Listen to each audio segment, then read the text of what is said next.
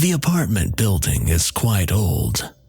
Originally, there were two buildings built in the late 80s, both perched above the steep bluff of a small river which runs right through the center of the city like a mini fjord and ends up in a bay in the north. Both were permanently abandoned in the mid-90s when a political riot erupted during which many people lost their lives, including those who died when one of the twin buildings caught fire. The other one, left intact then, dubbed the Green River Apartment by the locals who still remember the fire incident, was repurchased, renovated, and turned into a modern regular residence in the early 2010s.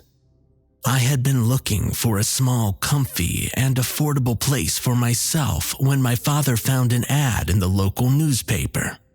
It didn't take me long to make up my mind, and my father agreed to help me with the down payment.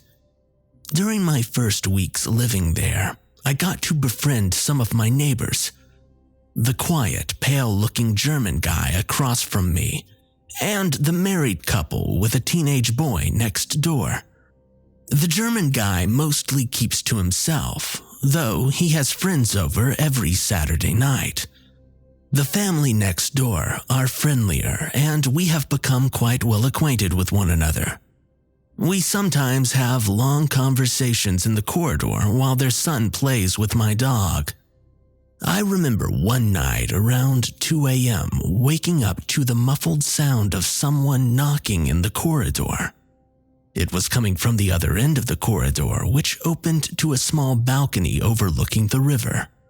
It wasn't loud enough to awaken the whole floor, but it was really persistent, as if whoever it was keen on being let inside. They kept knocking all night. It was only when the morning came that I was informed of the origin of the mysterious knocking by my friendly neighbors. I ran into the husband and their son at the top of the stairs. He was a portly man in his late 30s with an ever-present friendly grin on his red face. His son looked exactly like a slimmer and younger version of himself. They both had curly, fiery red hair. "The elevator acting up again?" he asked me with a grin. "Yeah, bummer. I thought so." "Someone was having a good laugh last night, don't you think?" I remarked, shaking my head. He frowned at me. "Didn't you hear the knocking? Were they drunk or what?" Suddenly, he looked pale as if I had just said something that bothered him immensely. "Oh, goodness. I forgot to tell you. Joe would kill me if... Oh, never mind. She told me to talk to you about this as soon as you're settled." He narrowed his eyes at his son. "Keep your mouth shut, okay, son?" "Told me what?"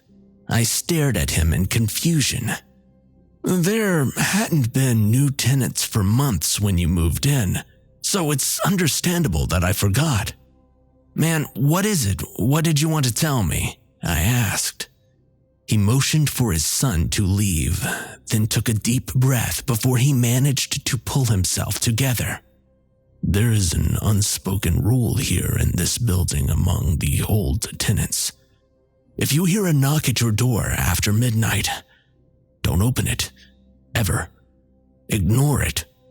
The rule includes no talking to it or acknowledging its presence. It will eventually move on to the other doors. Sometimes it would stay longer on one door, sometimes it would only knock once or twice before moving on. Sometimes it will come earlier too, but everyone knows the rule. Don't open the door." It was my turn to frown at him now. "Why not? And who is it? What do they want?" I asked. He motioned for me to lower my voice and looked around nervously as if wanting to make sure that nobody was within earshot. "We don't talk about it. We moved here about 10 years ago. Caleb was still a baby then. The old woman across from us, she already moved out to live with her son last year. Well, she told us about the rule and the tragedy that happened years ago. Oh yeah, the fire, yes, I know about that. I told him, still unsure where he was going with his story. You know, the other building, the one that caught fire. It was demolished shortly afterwards, and the place where it once stood is now the parking lot. The lady also told us that the people who lived in this building back then started to experience strange things a few weeks after that. Disembodied voices asking for help in the middle of the night, and people smelling what they described as burning flesh. And then the knocking started, and it drove everyone insane. It didn't happen like every night, but whenever it did, they knew not to open the door. It happens less and less frequently these days, so yeah, it's kind of hard to believe it. So, are you telling me that this building is haunted? I looked at him in disbelief. By the spirits of those who perished in the fire? That is what they believed. He shrugged. What if it's just a prank, some stupid kids trying to mess with you? I asked. He sighed and shook his head impatiently. They did think of that possibility. They had already checked the security cameras and found nothing. Nobody was wandering the corridors when it happened. It was empty. How can you tell if it's not just maybe a friend or a family member wanting to see you? I asked. In the middle of the night? Well, you said that it shows up early sometimes. Like, how early? 7, 9? So, how can you tell? I asked him, still feeling skeptical. He clenched his jaw a little while looking me dead in the eyes. You'll know. You'll hear. He replied mysteriously. Have any of you ever opened the door to see who or what it was? I asked. Yes. Okay, who? What happened? He opened his mouth and paused, glancing out the window towards the parking lot, which looked almost deserted, with only a handful of cars soaking up the morning sun in it. Okay, Joe doesn't want me to tell you this, but you need to know. It happened last year. It was shortly after midnight. I was about to fall asleep when I heard a blood-curdling scream coming from the new tenant next to us. The poor guy had just moved in a week before, and nobody had bothered to warn him. We would have, but we had been away visiting Joe's parents in Denver. We found him kneeling on the floor in his doorway, shaking all over, sobbing like a little girl, his door wide open. We asked him what was wrong, but all he could say was that it was coming to get him and he was going to die. He moved out the following morning. Haven't heard from him since. It was my apartment, wasn't it? I asked him. He gave me a look that was meant to say that he was sorry and didn't mean to scare me. Has anyone told the landlord about this? I pressed him. Told him what? That a restless ghost is haunting the building? He let out a mirthless laugh. He wouldn't even care if this whole building were infested by a herd of zombies, that old cow. Well, you just told me that this building is haunted by some restless ghost and it's been disturbing the peace. Ghost, he corrected me. Listen, man, you don't believe it, fine. But you don't start pulling a Sherlock on it now. Ignore it if you ever hear it, whatever it is. It means more harm than good. Don't invite it in. We like you very much. Well, especially Joe. You remind her of her younger brother who died in an accident many years ago. You look just like him. You know, lanky, a bit awkward, dark curly hair. We like having you as a neighbor. He patted me on the shoulder. I gotta go now, Joe's waiting. And just like that, he started walking down the corridor to his apartment in unhurried, fatherly strides, leaving me befuddled in his wake, not knowing what to make of what he had just told me. I decided to brush it off as people being paranoid due to living next to a phantom building where many lives were lost. 2 days later, I woke up in the middle of the night to the sound of my front door being knocked on lightly. This time, I could also hear heavy, ragged breathing, wheezing in and out as if whatever was making it were on the verge of dying.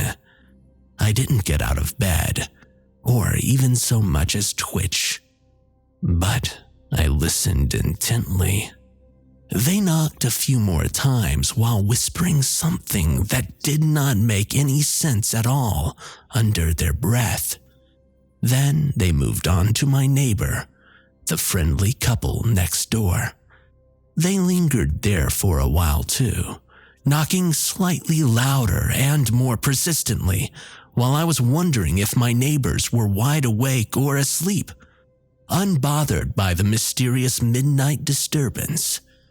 The knocking had woken up my dog Pedro as well. His ears perked up while he glanced at the bedroom door as if sensing something outside. I stayed up until late in the morning listening to the knocking as it quieted down, feeling uneasy and apprehensive about the whole thing. It took me about a month to finally settle down and get used to every corner in my new apartment.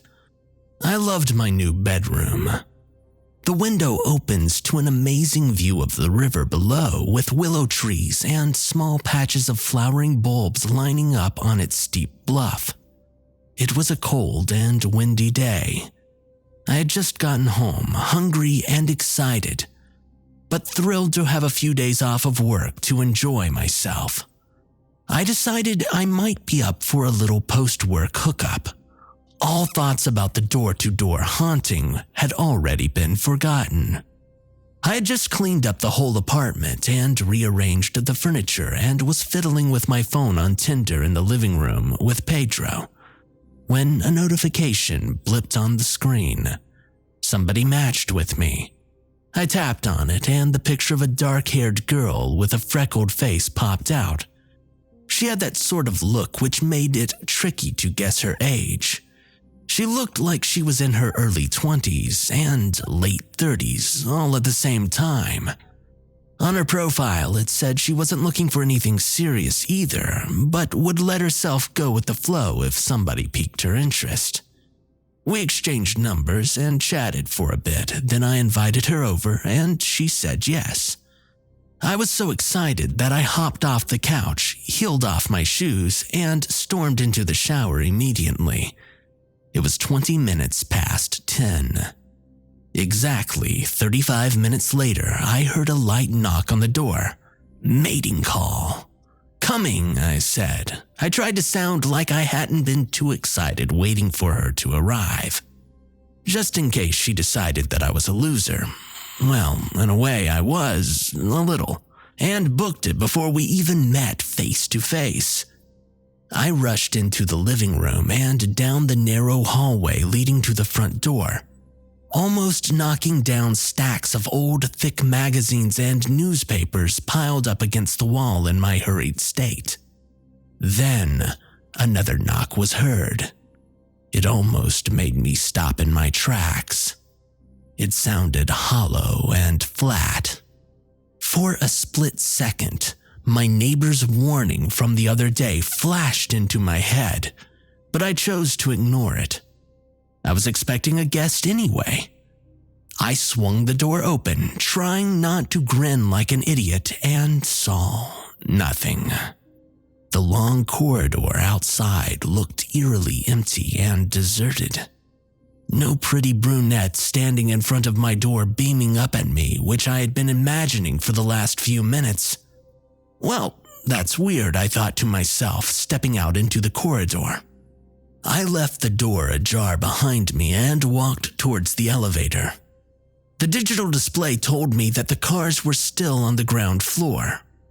Nobody had used the elevator. A gust of cold night breeze blew in through the open balcony and I began to shiver a little.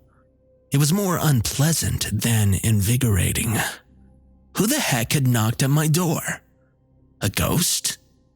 I felt chills which had nothing to do with the cold night air, and I shrugged it off. I was about to step back inside when I heard Pedro let out a small, shrill, angry bark that I had never heard him make before from somewhere in the kitchen. He barked again louder and whimpered. Then I saw him poke his head out from behind the sofa in the living room, as if checking if I was there with him. As soon as he saw me, he instantly scampered across the hallway and ducked in between my legs. "Hey buddy, what's wrong with you?" I said as I picked him up and kicked the door shut behind me, then walked back into the living room. "Nervous about our guest too, huh? Want some snacks?" I grabbed his empty Donald Duck plate from under my desk in the corner and filled it with his favorite meal. He sniffed it a little, and then he turned his head to look at me confused and started whimpering again. "What? Please, buddy, not now."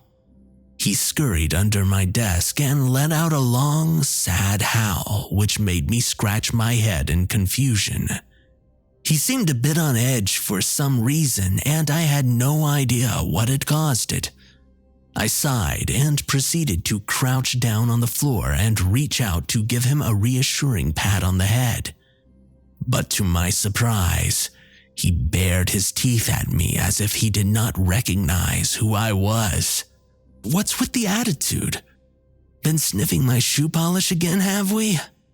I shook my head at him in disapproval, but he ignored me and kept glancing back and forth into the hallway and over my shoulder towards the kitchen. "For God's sake, Pepe, are we going to do this all night?" I scolded him. "Go to your room, now." I stood back up and narrowed my eyes at him. He took a last glance into the kitchen, ducked out from under the desk, and again, to my surprise, rounded the big table in the middle of the room, which took him a bit longer to get to the bedroom instead of making it through the narrow space between the long sofa and the kitchen doorway. I spent a few seconds staring into the enclosed darkness within the kitchen, feeling befuddled. Then I proceeded to make my way across the living room when my doorbell rang again for the second time that night. Having completely forgotten about my date plan, I shuffled quickly into the hallway, ready to teach whoever it was a lesson they would never forget. I opened the door, and to my surprise, I found myself standing face to face with a dark-haired girl in a periwinkled sweater and jeans. I must have looked like I was about to murder someone because she raised her eyebrows quizzically at me and shrugged. "Hi, I'm Julia." She greeted me casually. "Changed your mind already?" She continued with a subtle hint of uncertainty mixed with humor. She didn't sound like what I had expected. Her voice was deeper and a bit throaty for someone so petite and sweet-looking. "Oh no, it's the kid next door was pulling a prank on me, getting on my nerves, really." I explained myself and contorted my face into a friendly yet awkward smile at the speed of light, which I was pretty sure made me look like Bruce the well-meaning shark from Finding Nemo. I thought it was him ringing the doorbell again. "Oh, you're expecting another guest?" she asked again, amused. "No, God no, it's not like that. Sometimes the kid next door loves to play pranks on the people who live in this building." I rolled my eyes, and she let out a really cute laugh, which reminded me of a sexy anime character from a TV show that I used to watch a lot growing up. I opened the door wider to let her in, but suddenly a loud growl, followed by a long, guttural bark, erupted through the hallway. Pedro was standing on the threshold of the bedroom, barking his head off. He arched his body and his hackles went up. I sighed exasperatedly. "Whoops, it looks like somebody isn't too pleased to see me," she sneered. "Oh, it's just my dog." I hurried back into the living room, looking back and forth at her and Pedro. I don't know what's got into him. He's been acting strange tonight. Come in. Please, shut the door again." I stared at my dog in frustration. He stopped barking and started to whimper as I clenched my mouth and gave him a scrutinizing look. "What did I tell you about being a good boy when we have a guest over?" I fretted, shaking my head in disbelief. "Go to bed and don't come out until I say so." Again, he let out a low whining noise, but slowly retreated inside. "I'm really sorry, I don't know." I stared into the hallway and gasped in surprise. The front door was still open, but Julia was nowhere to be seen. "Hello, Julia?" I hurried back to the front door, feeling a bit hurt and confused, but she was gone. I looked around the now empty corridor, and the metallic clanking and groaning of the elevator descending told me that it was no use chasing after her. I stepped back inside and kicked the door shut in frustration. She must have thought that I was one of those weirdos or a reclusive pervert who spent most of their time talking to their dogs, and she decided to book it at the last minute. I stormed off into my room to find Pedro laying in bed looking up at me with those big brown eyes of his. I huffed and raised a finger to his face. "That wasn't nice of you, young man. Not nice at all." I lowered my voice so that he knew that I was angry with him. "Of all the times you've chosen to be a naughty boy, now? When I was about to, Then, somewhere in the hallway, several dull thuds echoed off the walls. My blood froze instantly. Somebody was in my apartment. "Stay there," I said to Pedro in a barely audible whisper. He just stood there on the bed in silence, as if understanding the magnitude of the situation that we were in. I tiptoed into the living room, trying not to make any noise and alert the intruder.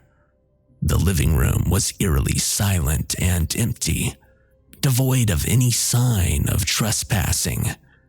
I stared into the darkened, long hallway, and I saw the heavy stacks of magazines scattered on the floor, as if somebody had just knocked them off in their haste to get inside.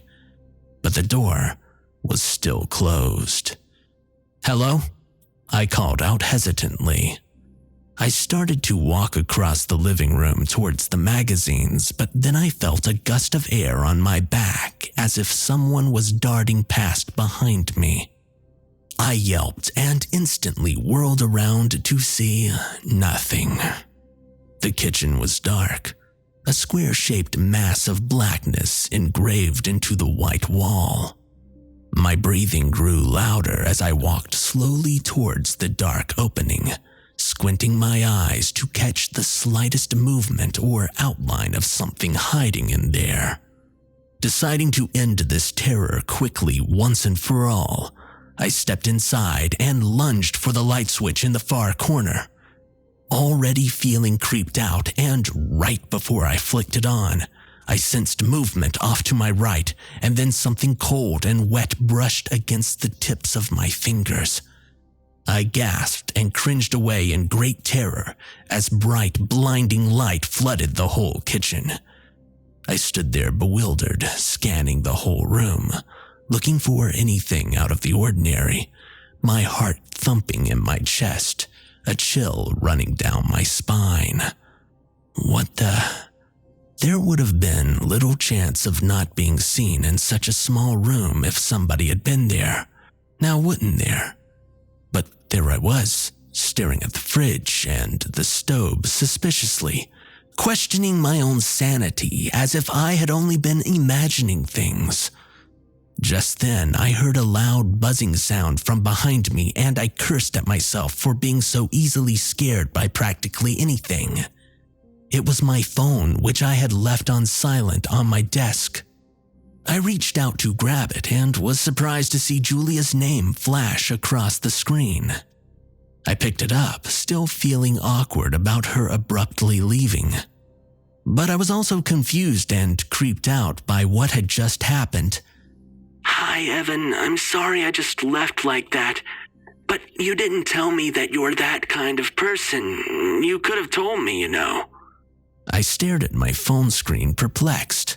What the heck was she talking about? Listen, if it's the talking to my dog thing that threw you off, I 100% get that. But he's family, so he gets to stay. There would be no working around it even if you had decided to stay tonight. I explained myself, still feeling a bit embarrassed, but trying to play it off. "What?" She sounded confused. "No, you didn't tell me that there's someone else there with you in your apartment. I thought it was just going to be the two of us, you know, having fun, talking and stuff." What? If you hate dogs so much, then I don't think we can... Stop talking to me like I'm retarded. So what? You and your friend are looking for a guest star to spice up your night a little bit, she said in an accusing tone. Jesus, girl, what are you on about? Is this a joke or something? You could have told me that I looked ugly in person. I'm fine with that. I'm not one of your typical lovey-dovey pale green-eyed dudes, huh?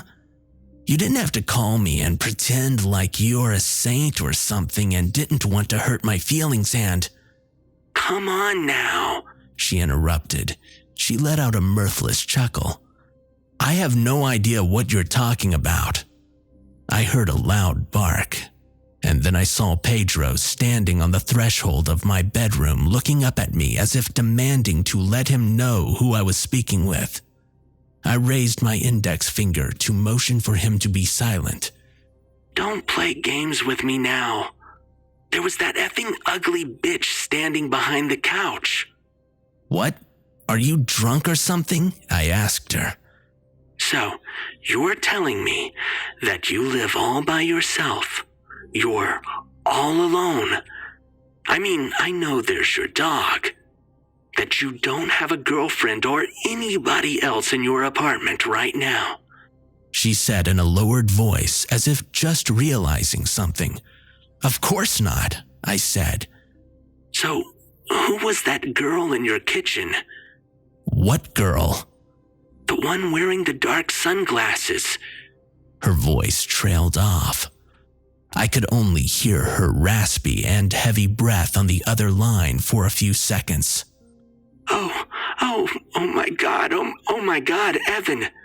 I could hear her voice quivering as she spoke. She wasn't wearing sunglasses. Those were her eyes." What are you? I asked her.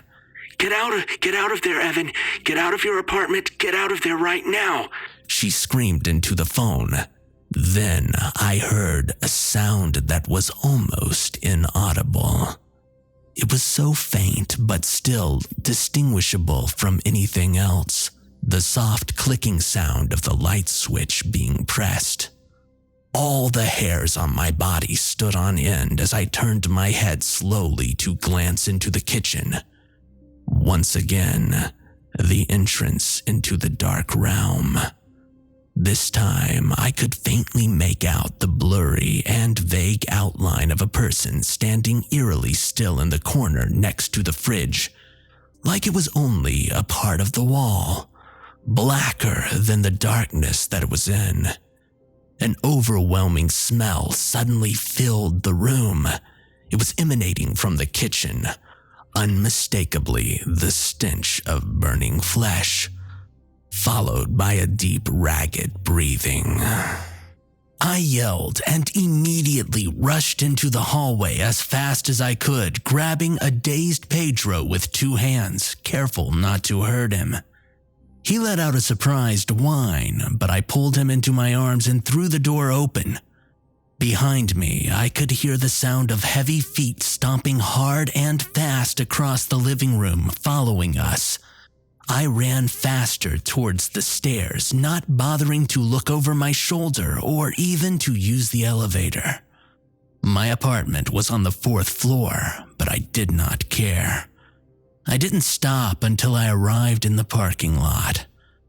I've been staying at my parents' for 2 weeks now. I told them what had happened and they didn't question me more. Last night, I was fast asleep in my old bedroom when I awoke to somebody knocking at the door. For a moment, I just laid there staring at the door, shaking all over. It was already inside the house. It knew that I knew it was there. It was toying with me. It's only a matter of time before it opens the door and lets itself in. It's almost 3 a.m. as I'm typing this. I fear falling asleep. I was already on the cusp of passing out again only a few minutes ago, so I lit another cigarette to stave it off. I'm afraid that by opening my apartment door that night, I have invited something evil not only into my apartment, but also into my life.